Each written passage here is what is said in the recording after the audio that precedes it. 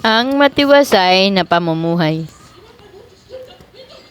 Aking anak, karunungan at hinahon ay huwag mong iwawala. Huwag babayaang makaalpas sa isipan at gunita, pagkat dulot nito'y masagana at marangal na pamumuhay. At kung magkagayoy, lalakad kang matiwasay, sa landas mo'y hindi ka matatalisod. Sa lahat ng iyong lakad, wala kang aalalahanin, at lahat ng pagtulog mo ay masarap at mahimbing. Kahit hampas nitong bagyo ay dumating ng biglaan, hindi ka mababagabag tulad ng mga mangmang. Pagkatiwala kang si Yahweh ang kaagapay mo, at di niya hahayaang sa bitag ikay masilo. Ang sumpa ni Yahweh ay di lalayo sa masama, ngunit ang mga banal ay kanyang pinagpapala.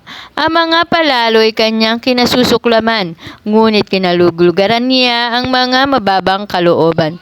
Ang totoong matalino ay magkakamit karanghalan, ngunit puro kahihiyan ang aanihin ng mangmang.